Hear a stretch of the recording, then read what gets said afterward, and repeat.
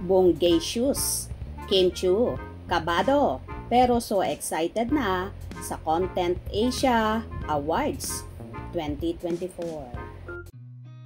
I've seen a lot of change, been through a lot of pain. Some things are not the same as they were a year ago, but all will be okay. I move on each and every day. Nasa Taipei, Taiwan ngayon ang actress at TV host na si Kim Chiu. Dadalo siya sa Content Asia Awards 2024 kung saan nominado siya sa Best Female Lead in a TV Program Series category para sa kanyang mahusay na pagganap bilang Juliana sa hit series na Linlang. Ngayon pa lang nga ay isa si Kim sa pinakaaabangang Asian actress sa gaganaping awards ngayong September 5 at sinasabing isa siya sa may malaking chance na manalo sa nasabing category.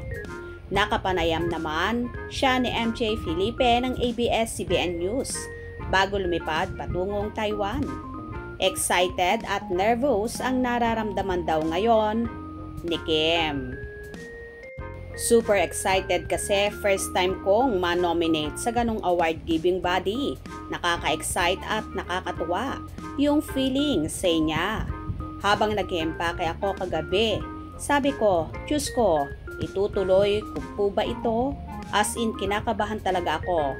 But being nominated sa Content Asia Awards, sobrang panalo na talaga yon. Kwento pa ni Kim.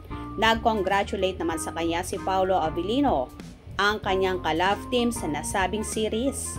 Congrats, and sabi niya, maging nominated lang, panalo na yon. Kaya ayon, nag-congrats na rin siya. Napaproud sila, cast and crew.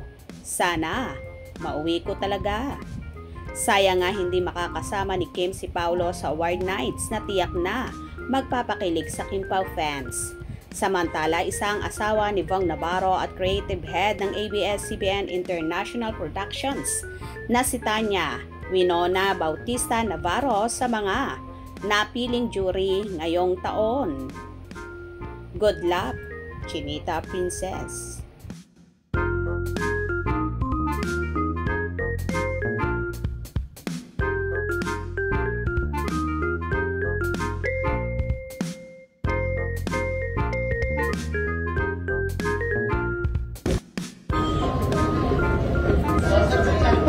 Bakit?